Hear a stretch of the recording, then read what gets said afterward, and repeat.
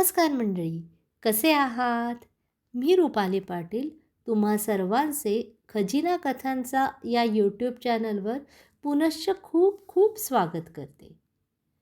मंडळी, आपलं जसं वय होत जातं तसतसं कधीतरी आपलंसं जवळचं काहीतरी निसटून जात असल्याची भावना कमी जास्त प्रमाणात प्रत्येकाने अनुभवली असेलच.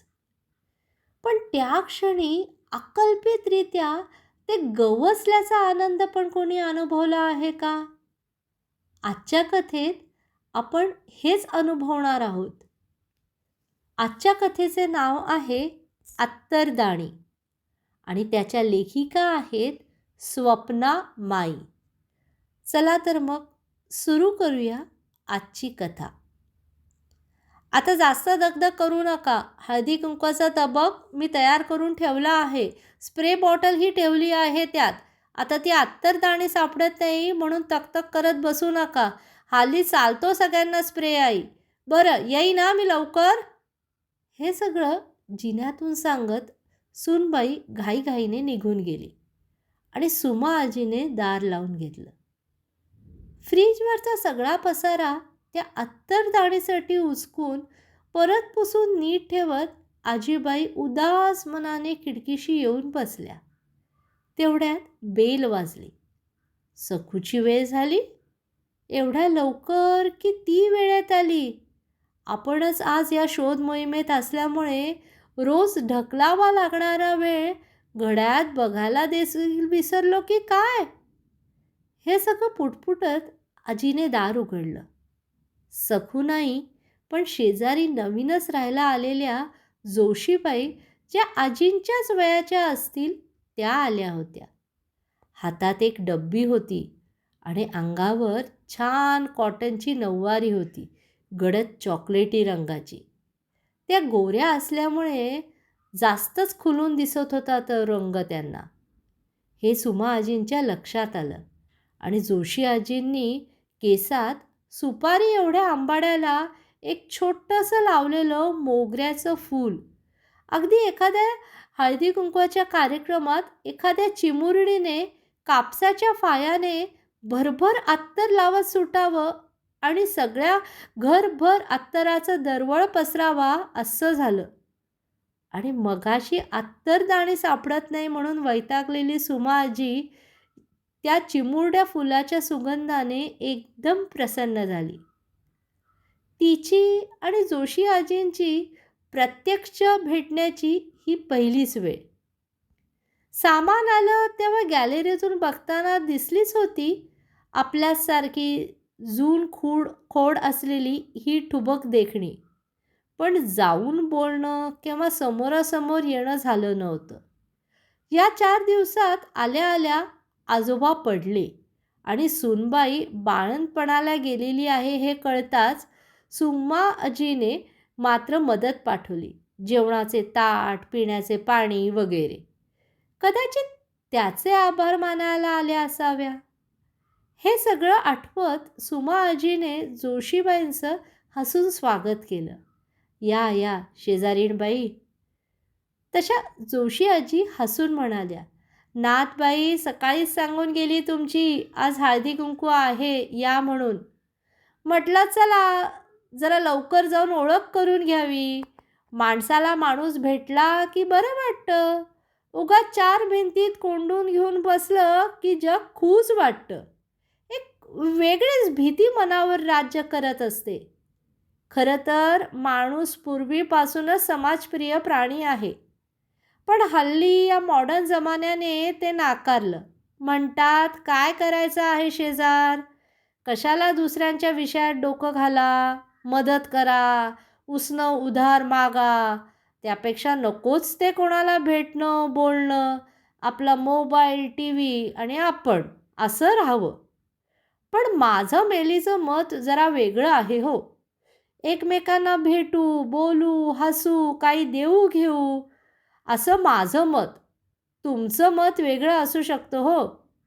पण मी मानसशास्त्राची अभ्यासक होते. खूप माणसं अभ्यासली. शेवटी एक लक्षात आलं. माणसाच्या उभेत माणूस राहिला तर तो आनंदी होतो. एकटे पण काही क्षणांसाठी ठीक, पण एकट्याला कोंडून एकट्यातच रमून तुम्ही नाही जगू शकत आनंदी.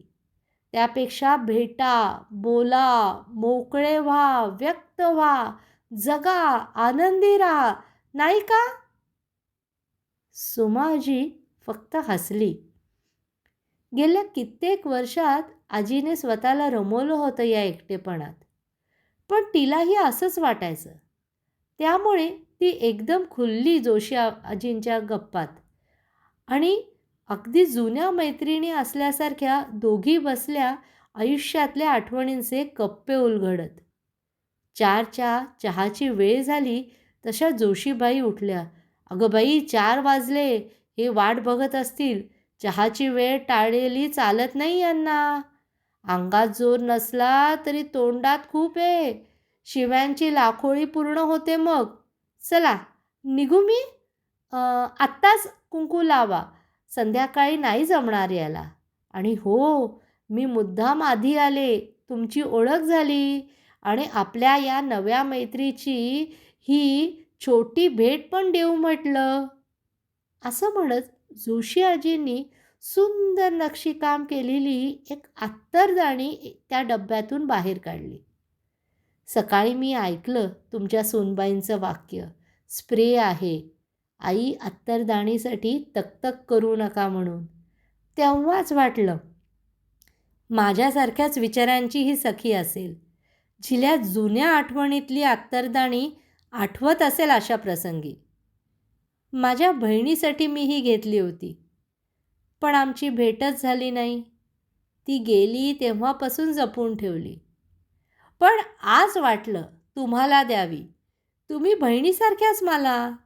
आपल्या आयुष्यातली आठवणीत असलेली ही वस्तू खरंच मखमल सुगंधी आठवण आहे, नाही का? आजीला ती भेट बघून अगदी डोळ्यात पाणी आलं होतं. त्यांच्या वाक्यावर सुमा आजी म्हणाल्या, "आठवणींचं मखमली अत्तर म्हणा या वस्तूंना, ज्या माणसांच्या भेटी सुगंधित करतात. आजकाल सगळ्यांच्याच मुलींना हे पटेल असं नाही, पण मलाही तुमच्यासारखंच वाटतं.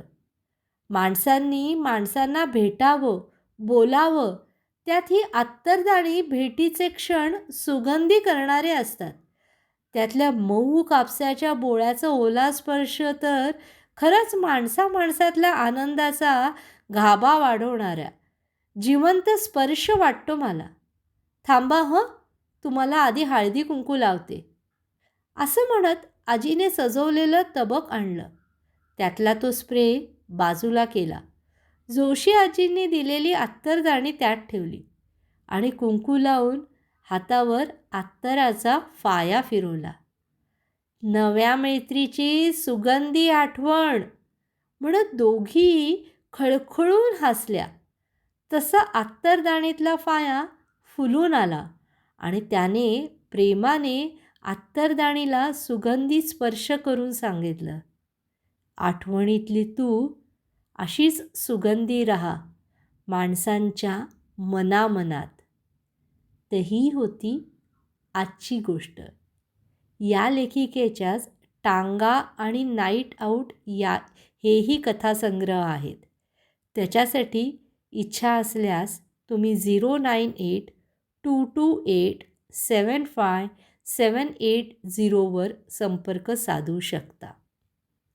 तर मंडळी, कशी वाटली आजची कथा? आणि हो, तुम्ही अजून माझे चॅनल सबस्क्राईब केले आहे की नाही? नसेल केले तर लवकर करा, कारण त्याचे नोटिफिकेशन तुम्हाला नक्की येईल. आणि या गोष्टी तुमच्यापर्यंत आणायला मला खूप मेहनत घ्यावी लागते. त्यामुळे तुमचे एक लाईक आणि कमेंट मला प्रोत्साहन देऊन जातात आणि तुमच्या कमेंट वाचण्याची मला उत्सुकता नेहमीच असते. तुमच्या आयुष्यात येणाऱ्या सुगंधी आठवणी जाणून घ्यायला देखील नक्की आवडेल. चला तर मग अशीच एक गोष्ट घेऊन लवकरच तुमच्या भेटीस परत येईन. नमस्कार.